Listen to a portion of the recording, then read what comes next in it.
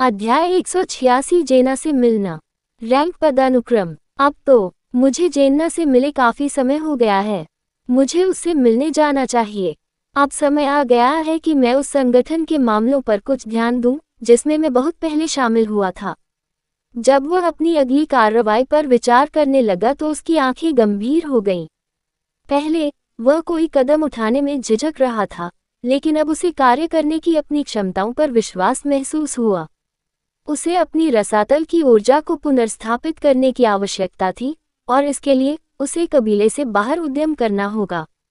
इस बीच वह जेन्ना की सहायता भी मांग सकता है। तो आखिरकार आपने सामने आने का फैसला कर लिया है। एक शानदार कमरे में बड़े सुडौल शरीर वाली एक महिला क्रॉस लेग बैठी थी। उसकी बाहें उसकी विशाल छाती के नीचे मुड़ी हुई थी और वह उस छोटे लड़के को देख रही थी जो आखिरी बार उसे देखने के बाद बड़ा हो गया था। ओलिवर ने उसकी भेदी आंखें देखी और अपना सिर हिलाया। वह हमेशा की तरह मजबूत थी। उसका एस्पेरा एक लघु सूर्य की तरह चमक रहा था, एक पहाड़ जितना विशाल। उसकी आभा की तीव्रता उस पर दबाव डाल रही थी, जैसे किसी विशालकाय की छाया में खड़ा हो। वह शायद एलिसन के बराबर या उससे भी अधिक मजबूत थी, कम से कम एस्पेरा के मामले में। इस अवलोकन ने ओलिवर में सम्मान और सावधानी का मिश्रण जगाया।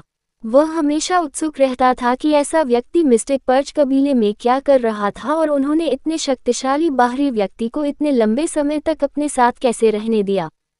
क्या उसने पर्दे के पीछे से काम किया? जेना ने उसकी शून्य अभिव्यक्ति पर ध्यान दिया और मुस्कुरा दी। उसे स्वाभाविक रूप से उसके अधीनस्थों द्वारा उसके जाने और असामयिक वापसी के बारे में सूचित किया गया था। उसकी मुस्कुराहट जानने वाली थी, जो हाल की घटनाओं के बारे में उसने जो जानकारी जुटाई थी उसे प्रतिबिंबित कर रही थी। बस थोड़ी सी खुदाई से उसे कुछ दिलचस्प विवरण जानने में मदद मिली कि कैसे वह और प्रमुख कुलों के अन्य उत्तराधिकारी अपवित्र सूर्य संप्रदाय के विधर्मियों से भिड़ गए थे। अपवित्र सूर्य संप्रदाय के विधर्मी आप बच्चों को क्यों निशाना बनाएंगे? जहां तक मुझे पता है, वे एक साथ 5 प्रमुख कुलों को नाराज करके सक्रिय रूप से मौत की तलाश करने वालों में से नहीं हैं। उसका सवाल हवा में लटका हुआ था, और ओलिवर एक जवाब की मांग कर रहा था, जो निश्चित नहीं था कि उसके पास जवाब है। उसने अपनी ठुड्डी पर हाथ फेरते हुए गहरी नजरों से उससे पूछा, कुछ तो जरूर है जो वे तुम बच्चों से बेहद चाहते थे। ओलिवर उसकी तीव्र अंतर्ज्ञान से गुप्त रूप से प्रभावित था। इतनी सारी संभावनाओं के बीच ऐसा निष्कर्ष निकालने में सक्षम होने के लिए उसे उसकी क्षमता की प्रशंसा करनी पड़ी। जेना ने रहस्यमयी मुस्कान बिखेरने से पहले एक पल के लिए उसकी ओर देखा। अंतर्ज्ञान, शायद। हाँ, ओलिवर घबराहट से हंसा। शायद। मैं किसी भी तरह से उनकी योजनाओं के बारे में निश्चित नहीं हूँ। क्या ऐसा है? उसने उसके व्यवहार पर भौहें उठाई और अपनी कुर्सी पर पीछे झुक गई। इसे एक तरफ रखते हुए, क्या आप अब संगठन के भीतर अपनी रैंक सुधारने में रुचि रखते हैं? जैसे ही उसने उससे पूछा, उसने एक दस्तावेज उठाया। ये सही है। मैं कुछ समय के लिए कबीला छोड़कर अपनी स्थिति पर ध्यान केंद्रित करने की उम्मीद कर रहा था। अब से उन्होंने सिर हिलाया। उनकी आवाज स्थिर थी, जो उनके निर्णय की आंतरिक उथल-पुथल को छिपा रही थी।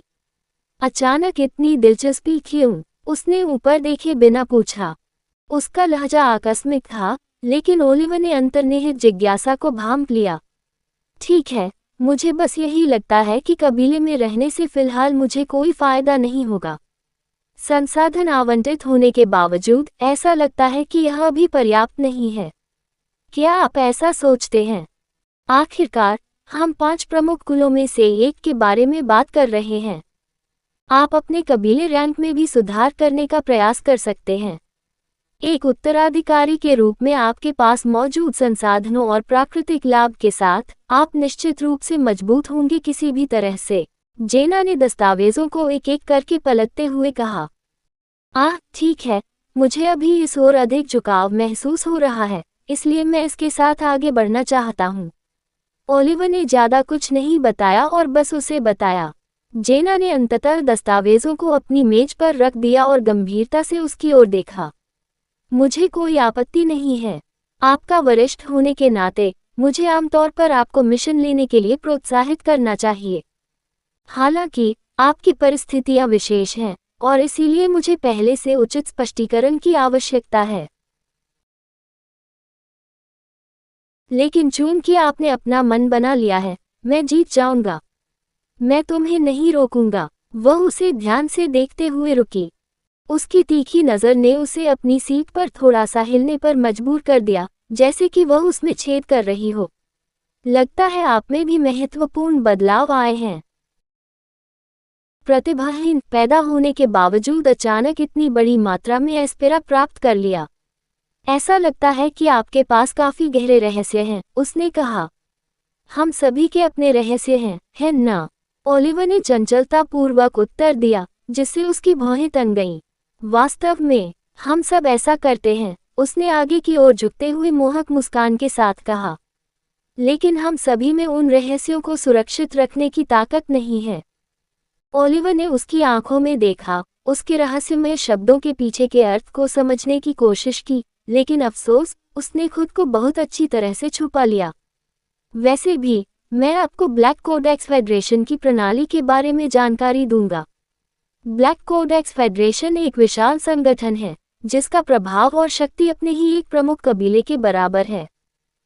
यह विभिन्न स्थानों से संचालित होता है, जिसकी मानव क्षेत्र के लगभग सभी शहरों या कस्बों में शाखाएं हैं।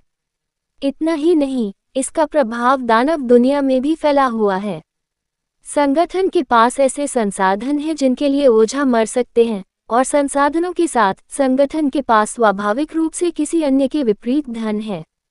हम कुछ कुलों से भी अधिक धन होने का दावा कर सकते हैं। संगठन में ऊपर चढ़ना स्वाभाविक रूप से आपको संबंधित लाभ और प्रोत्साहन प्रदान करेगा। संगठनात्मक रैंकिंग बहुत सरल है। ये बैरन रैंक से शुरू होती है और सम्राट रैंक तक जाती है। बहुत सरल है ना? ओलिवर ने उसे टोकते हुए पूछा। तो संगठन अपने सदस्यों के लिए बुनियादी कुलीन रैंक प्रणाली का पालन करता है। हाँ, आपने सही समझा। आपकी रैंक जितनी बड़ी होगी, आप उतनी ही अधिक शक्ति का प्रयोग कर सकते हैं और आप उतने ही अधिक लाभों का आनंद उठाएंगे, उसने सिर हिलाया। उदाहरण के लिए, क्या लाभ होगा? वह आश्चर्यचकित हुआ। ठीक है, उनमें से बहुत सारे हैं। उदाहरण के लिए, संगठन में पदानुक्रम काफी सख्त है, और आपको अपने वरिष्ठों की बात सुननी चाहिए, जो आपसे उच्च पद पर हैं। आपके पास अपने से नीचे के लोगों को आदेश देने और संगठित करने की शक्ति होगी। रैंक दुनिया भर में हमारे जो आधार हैं वे उसी तरह से काम करेंगे। उस आधार पर आपकी रैंक जितनी ऊंची होगी, आपका नियंत्रण उतना ही अधिक होगा। कहानी खत्म। अलविदा।